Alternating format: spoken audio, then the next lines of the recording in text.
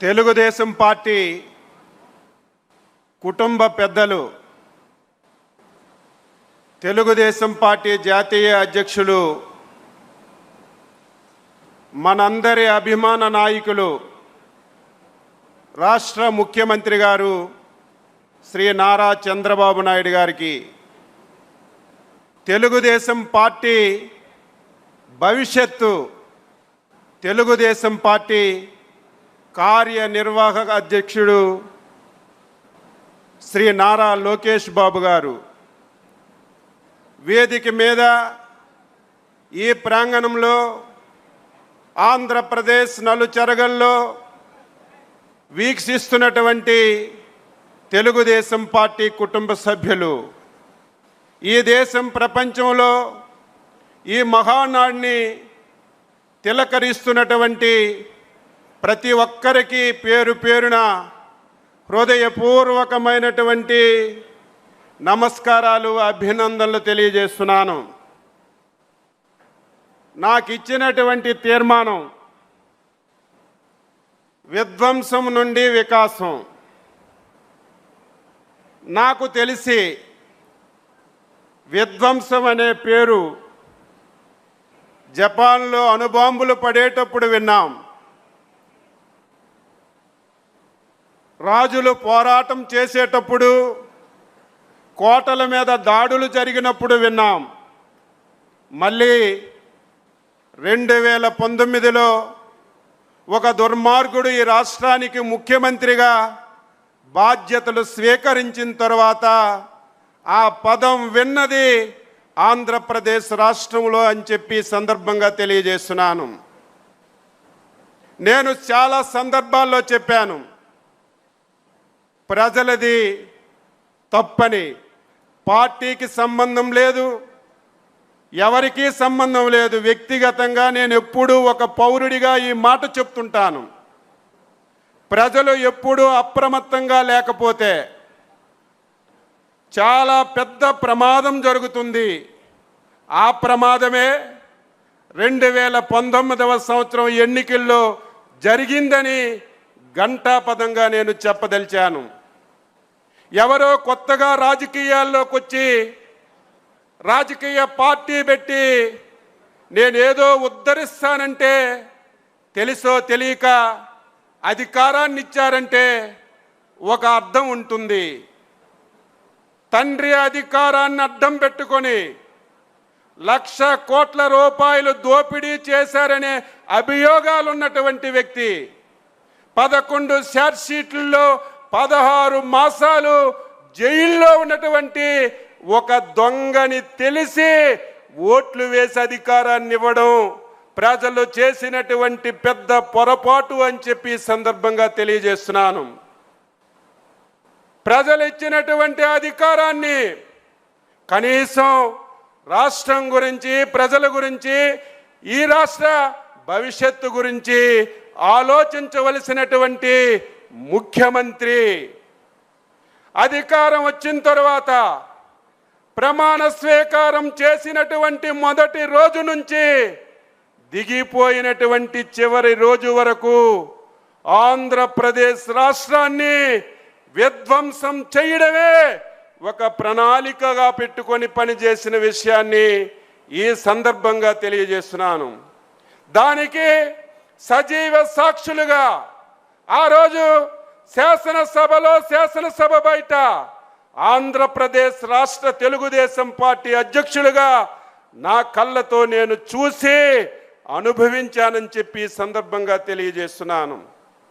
ఈరోజు ఒక ముఖ్యమంత్రిగా ప్రజలు బాధ్యత ఇచ్చారు. బాధ్యత ఇస్తే జరిగిన విషయాలు పక్కన పెట్టి ఒళ్ళు దగ్గర పట్టుకొని ప్రజాస్వామ్యాన్ని గౌరవించి పని చేయవలసినటువంటి బాధ్యత ముఖ్యమంత్రిపై ఉంటుంది. కానీ ఆయన ఎందుకో నాకు తెలియదు, తండ్రి రాజశేఖర్ రెడ్డి నుంచి నేటి జగన్మోహన్ రెడ్డి వరకు ఆంధ్రప్రదేశ్ ప్రజలంటే అంత కోపము, ద్వేషము ఎందుకో తెలియదని చెప్పి తెలియజేస్తున్నాను. అధికారాన్ని అడ్డం పెట్టుకొని ఆంధ్రప్రదేశ్ రాష్ట్రంలో మొత్తం సర్వనాశనం చేశారు. వ్యవస్థలన్నీ చిన్నాభిన్నం చేశారు. ఆర్థికంగా చిన్నాభిన్నం చేశారు. ఈ రాష్ట్రంలో ఎంతో మంది ప్రభుత్వాలు పరిపాలన చేశారు. ఎంతో మంది ముఖ్యమంత్రిగా బాధ్యతలు తీసుకున్నారు. కానీ ఒక దుర్మార్గుడు ఒకే ఆశతో అధికారాన్ని చేపట్టాడు. అధికారం చేపట్టినప్పటి నుంచి ఆయన ధ్యేయం ఒక్కటే, ఆంధ్రప్రదేశ్ రాష్ట్రంలో 30 సంవత్సరాలు నేనే అధికారంలో ఉండాలి, ఈ రాష్ట్రంలో ఇంకొక పార్టీ ఉండకూడదు, ఇంకొక వ్యక్తి ఉండకూడదని కక్షగట్టి పనిచేశాడు. అందులో బాధితులు ప్రధానంగా తెలుగుదేశం పార్టీ అని చెప్పి ఈ సందర్భంగా తెలియజేస్తున్నాను. ఈరోజు ఎన్ని ఇబ్బందులు పెట్టినా, ఎన్ని అవమానాలు చేసినా, ఆస్తులు మనకి కోల్పోయే విధంగా కష్టపెట్టినా సమర్థవంతమైనటువంటి చంద్రబాబు నాయుడు గారు, యువ నేత లోకేష్ బాబు గారు తెలుగుదేశం పార్టీని, ముఖ్యంగా కార్యకర్తని కళ్ళకి అద్దుకొని చూశారు కాబట్టి మళ్ళీ మొన్న జరిగినటువంటి ఎన్నికల్లో అచంచలమైనటువంటి విశ్వాసంతో అధికారాన్ని వచ్చిన విషయం ప్రతి ఒక్కరం కూడా గుర్తుపెట్టుకోవాలి. విధ్వంసం అంటే తలుచుకుంటేనే భయమేస్తుంది. మొట్టమొదట చంద్రబాబు నాయుడు గారు ఇంటి పక్కన కళావేదిక, శాసనసభలో ఉన్నాం, అందరము సమావేశమయ్యాం, టీవీలో వార్త చూశాం, కళావేదికని జగన్మోహన్ రెడ్డి కూల్చేస్తున్నాడని చూసిన తర్వాత బాధ, ఆవేదన కలిగింది. వెంటనే మేమందరం అక్కడికి వెళ్ళి ఆ యొక్క విధ్వంసాన్ని చూసిన తర్వాత ఎంత బాధపడ్డామో, ఎంత ఆవేదన చెందామో ఒక ఉదాహరణ అని చెప్పి ఈ సందర్భంగా తెలియజేస్తున్నాను. ఆ రోజు నుంచి రాష్ట్రంలో మొత్తం వ్యవస్థలన్నింటినీ చిన్నాభిన్నం చేశారు, ఆర్థికంగా నష్టం చేశారు. మీ అందరికీ తెలుసు, చంద్రబాబు నాయుడు గారితో పోల్చుకుంటాడు ఎప్పుడు. నేను శాసనసభలో చూశాను, ఆయన పోలికంతా చంద్రబాబు నాయుడుతో పోల్చుకుంటారు. నేను శాసనసభలో చెప్పాను, జగన్మోహన్ రెడ్డి చంద్రబాబు నాయుడు గారికి నీకు వ్యత్యాసం ఎంతుందంటే ఈరోజు ఎవ్వరం కూడా చెప్పలేనంత వ్యత్యాసం. అసలు పోల్చుకోవడానికే నీకు అర్హత లేదు. నక్కకి నాగలోకానికి ఉన్నంత వ్యత్యాసం ఉందని చెప్పి తెలియజేస్తున్నాను. చంద్రబాబు నాయుడు గారే కాదు, మా యువనేత నారా లోకేష్ బాబు గారి యొక్క కాలి గోటికి కూడా నువ్వు పని చెయ్యవని చెప్పి తెలియజేస్తున్నాను. ఏదో నీ తండ్రి అధికారాన్ని అడ్డం పెట్టుకొని ఒక సామ్రాజ్యాన్ని, అవినీతి సామ్రాజ్యాన్ని నిర్మించుకొని తద్వారా ఒకసారి అధికారంలోకి వస్తే నువ్వు ఊహించుకుంటే అది నీ భ్రమ అని చెప్పి తెలియజేస్తున్నాను. విధ్వంసం అంటే ఎన్నో విధ్వంసాలు ఇప్పుడే మనకి వీడియోలో చూపించారు. శాసనసభలో చేతులెత్తి దండం మొక్కాను, అయ్యా జగన్మోహన్ రెడ్డి, మా నాయకుడు చంద్రబాబు నాయుడు గారు ప్రతి పేదవాడు 3 పూటలు కడుపు నిండా అన్నం తినాలని 5 రూపాయలకి అన్నా క్యాంటీన్ పెట్టారు. మీరు ఎత్తేస్తున్నారు, మీకు చేతులెత్తి దండం పెడుతున్నాను. మా పేరు పెట్టడం ఇష్టం లేకపోతే మీ తాత పేరు పెట్టుకో, నీ తండ్రి పేరు పెట్టుకో. ఆ 2 పేర్లు ఇష్టం లేకపోతే నీ పేరైనా పెట్టుకొని పేదవాడి కడుపు నిండే ఆ పథకాన్ని ఎత్తొద్దని నిండు శాసనసభలో చేతులెత్తి జోడించి దండం మొక్కినా కనికరకం లేకుండా ఆ పథకాన్ని ఎత్తేశాడు. నేను చూశాను, రాజకీయాల్లోకి వస్తారు, అధికారంలోకి వస్తారు, ప్రజాస్వామ్యబద్ధంగా. అధికారం అంటే ఎవరికి శాశ్వతం కాదు. ఒకరు అధికారంలో ఉంటే మళ్ళీ అధికారంలోకి ఇంకొకరు వస్తారు. కానీ గత ప్రభుత్వాలు చేసినటువంటి మంచిని ముందుకు తీసుకెళ్ళాలి. ఒకవేళ నీకు ఇంకా ఏదైనా సరే కొత్తగా చెయ్యాలంటే ఆ పథకాలు అమలు చేయడానికి ప్రయత్నం చేయాలి. కానీ 5 సంవత్సరాలు జరిగింది ఏమిటంటే, ఇది చంద్రబాబు నాయుడు గారు చేశారు. ఇది అమలు జరిగితే పేరంతా చంద్రబాబు నాయుడు గారికి వస్తాదని 2014 నుంచి 19 వరకు చంద్రబాబు నాయుడు గారు చేసినటువంటి ప్రతి దాని మీద విధ్వంసం చేసిన విషయాన్ని ఈ సందర్భంగా రాష్ట్ర ప్రజలకు గుర్తు చేస్తున్నాను. అమరావతి రాజధాని, పోలవరం, చాలా మంది మాట్లాడారు పరిశ్రమల గురించి. నేను ఒక సందర్భంలో మీ అందరికీ మీ ద్వారా రాష్ట్ర ప్రజలకు తెలియజేస్తున్నాను. ఏ రాష్ట్రమైనా అభివృద్ధి జరగాలంటే, ఏ దేశమైనా అభివృద్ధి జరగాలంటే పరిశ్రమలు రావాలి. పరిశ్రమలు వస్తే రాష్ట్రానికి ఆదాయం వస్తుంది. ఆదాయం వస్తే ఆ ఆదాయాన్ని పేదవాడికి, సంక్షేమానికి, అభివృద్ధికి ఇవ్వడానికి అవకాశాలు ఉంటాయి. దుర్మార్గుడు 5 సంవత్సరాలు ఈ రాష్ట్రంలో ఒక్క పరిశ్రమ అంటే ఒక్క పరిశ్రమ తేలేదు. ఉన్న పరిశ్రమల్ని పూర్తిగా ఈ రాష్ట్రం నుంచి వెళ్ళగొట్టే కార్యక్రమాలు చేశారు.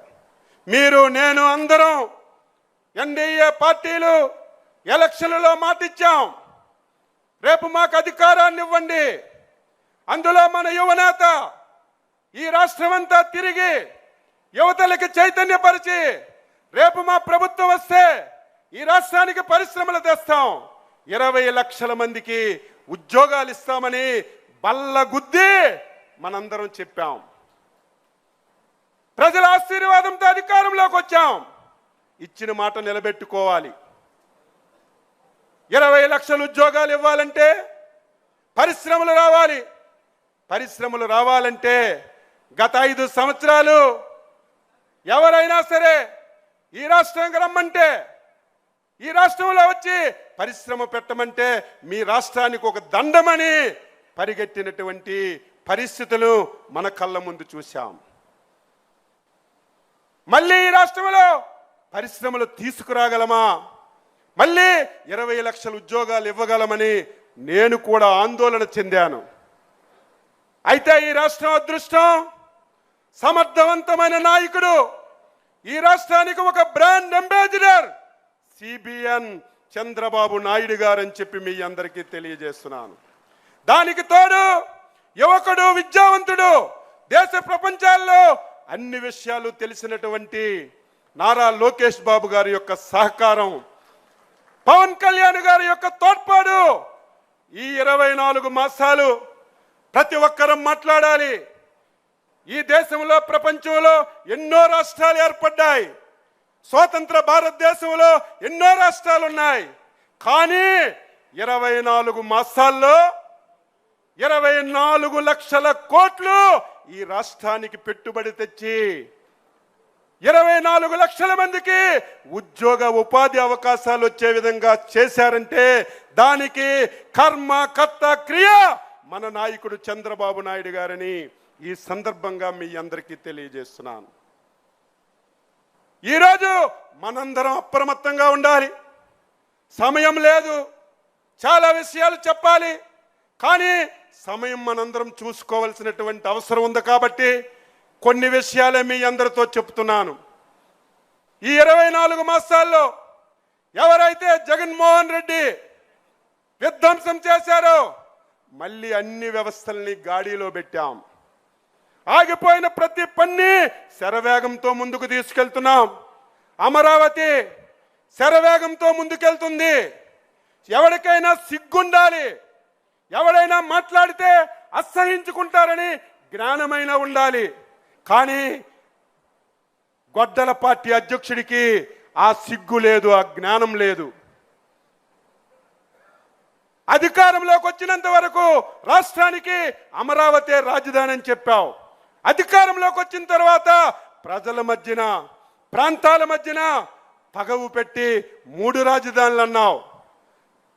3 ప్రాంతాల్లో మొన్న జరిగిన ఎన్నికల్లో నీ పార్టీకి కర్ర కాల్చి వాత పెట్టిన సిగ్గు లేకుండా, కనీసం క్షమాపణ చెప్పి నాది తప్పయిందని ఒప్పుకుంటాడు అనుకున్నాను. కానీ మళ్ళీ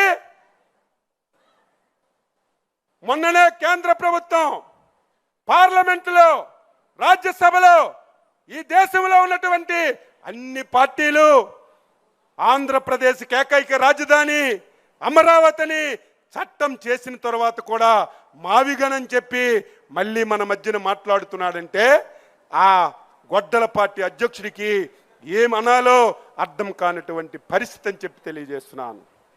పోలవరాన్ని గాడిలో పెట్టాం. ఉదయమే మా నరేంద్ర మాట్లాడాడు. 2014-19 69 లక్షల కోట్లు ఇరిగేషన్కి పెట్టి మొత్తం ప్రాజెక్టులన్నీ పరుగులెట్టించాం.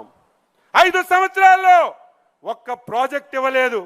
మాట్లాడితే రాయలసీమ బిడ్డని నేనంటాడు, రాయలసీమకి ఉద్ధరించానంటాడు. రాయలసీమకు కూడా ఒక్క ఎకరాకి కూడా నీరిచ్చినటువంటి సందర్భాలు లేవు. మళ్ళీ చంద్రబాబు నాయకత్వంలో ఇరిగేషన్ ప్రాజెక్టులన్నిటికి కూడా ముందుకు తీసుకెళ్తున్నాం. ఈరోజు మనందరం గొడ్డల పార్టీ అధ్యక్షుడంటే గింజుకుంటున్నాడు. ఏం తప్పు మాట్లాడుతున్నామా? ఇందులో ఏమైనా పొరపాటు ఉందా? నువ్వు 100% గొడ్డల పార్టీ అధ్యక్షుడివే అని చెప్పి తెలియజేస్తున్నాను. మనమంటే మొన్ననే వచ్చి ఒక పాత్రికేయుల సమావేశం పెట్టాడు. నన్ను గొడ్డల పార్టీ అంటున్నారని, నేనేం చేశానని. ఆ ప్రెస్ మీట్ చూసిన తర్వాత మన మహానాడు వేదికగా జగన్మోహన్ రెడ్డికి అభినందనలు తెలియజేస్తున్నాను.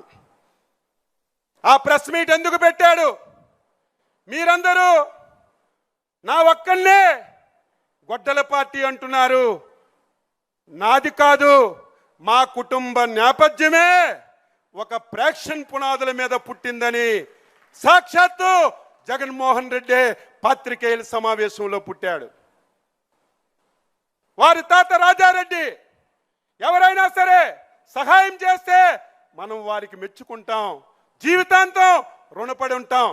ఒక బలహీన వర్గాలు చెందిన వ్యక్తి మీరు రండి, మా మైన్లో వాటా ఉండి అందరం కలిసి ముందుకెళ్దామంటే ఆ మైన్ ఓనర్కే చంపి ఆ మైన్ను ఓన్ చేసుకొని ఆ డబ్బుతో ఈరోజు సామ్రాజ్యాన్ని నిర్మించుకొని ఆ రోజు నుంచి ఈ రోజు వరకు వ్యవహరిస్తున్నారు. మన అధ్యక్షుల వారు ఎప్పుడూ చెప్తారు, ఇది ఒక ప్రేక్షణ కుటుంబం. చాలా అజాగ్రత్తగా మనం ఉండాలి. జాగ్రత్తగా, అజాగ్రత్తతో ఉంటే చాలా పొరపాటు జరుగుతుంది. వాళ్ళ తాత రాజారెడ్డి వేట కొడవలతో స్టార్ట్ చేశాడు, తండ్రి కత్తులతో స్టార్ట్ చేశాడు.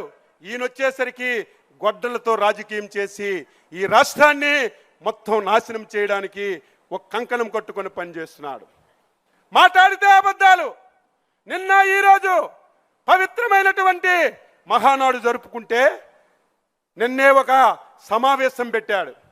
నిన్న మీ ఎమ్మెల్యేలు, ఎమ్మెల్సీలు విద్యాశాఖ కార్యాలయంకి వెళ్ళి డిఎస్సిలో అవినీతి జరిగిపోయిందని సిగ్గుందా, లజ్జుందా, మాట్లాడే నైతిక హక్కు నీకుందా?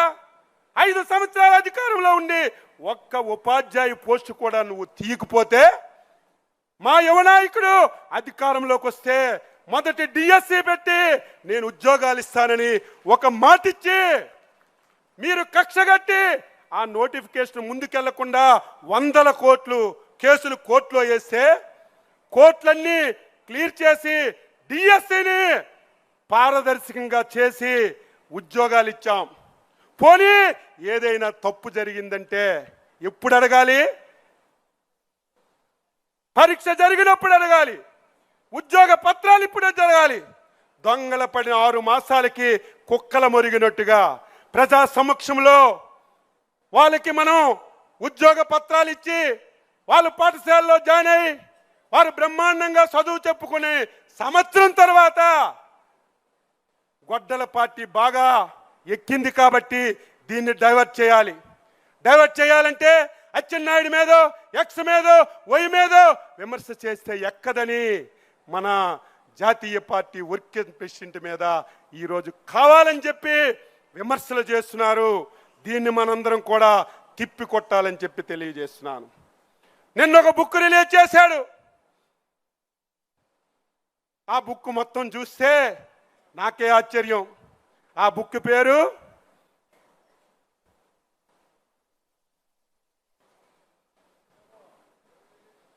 వెన్నుపోటు. ఆ మాట నీకే వర్తిస్తుంది. ఒక్క ఉదాహరణ మీ అందరికీ చెప్తున్నాను. జగన్మోహన్ రెడ్డి కుటుంబం ఏ విధంగా ఉండేదో మీకు తెలుసు. కనీసం బతకడానికి కూడా అవకాశం లేని పరిస్థితిలో కాంగ్రెస్ పార్టీని ఉపయోగించుకొని సోనియా గాంధీని, రాజీవ్ గాంధీని, రాహుల్ గాంధీని ఉపయోగించుకొని నీ తండ్రి ముఖ్యమంత్రి పదవి పొందాడు. అది గుర్తుపెట్టుకో. నీ తండ్రికి ముఖ్యమంత్రి వచ్చిన తర్వాత ఆ పదవిని నువ్వు తీసుకొని 1,00,000 కోట్లు నువ్వు దోచుకొని సామ్రాజ్యాన్ని నిర్మించుకున్నావు.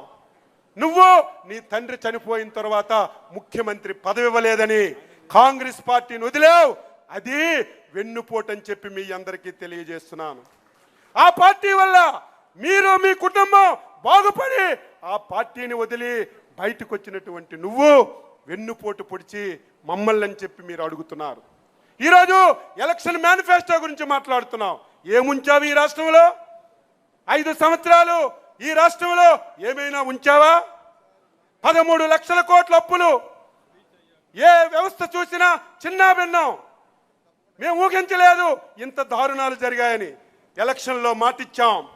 ఇచ్చిన మాట నిలబెట్టుకోగలమా, అమలు చేయగలమని చాలా భయపడ్డాం, బాధపడ్డాం. కానీ సమర్థవంతమైన నాయకుడు చంద్రబాబు నాయుడు గారు, కేంద్రంలో మోడీ గారు సహకారం తీసుకొని మీరు, నేను ఎవ్వరూ ఊహించిన విధంగా 2 సంవత్సరాల్లో సూపర్ 6 అని చెప్పి ప్రతి హామీని అమలు చేసి సూపర్ హిట్ చేసిన విషయాన్ని ప్రతి ఒక్కరు కూడా గుర్తుపెట్టుకోవాలి. నీకు అసలు మేనిఫెస్టో గురించి అడిగే నైతిక హక్కుందా? సిపిఎస్ రద్దని మొదటి సంతకం పెడతానన్నావు. ఈరోజు నువ్వు దానికి ఆన్సర్ చేయి. నేను గెలిస్తే ఈ రాష్ట్రంలో సంపూర్ణ మద్యపానం నిషేధం చేసి మళ్ళీ 2024లో ఓట్లు అడగడానికి వెళ్తానని నువ్వే కదా చెప్పావు. నీది నోరా తాటిమట్ట. దీనికి ఆన్సర్ చేయవలసినటువంటి అవసరం ఉంది. ఈరోజు కష్టాలున్నా, బాధలున్నా చంద్రబాబు నాయుడు గారికి ఒక విశ్వసనీయత ఉంది. చంద్రబాబు నాయుడు గారు మాటిస్తే నిలబెట్టుకున్నటువంటి తత్వం.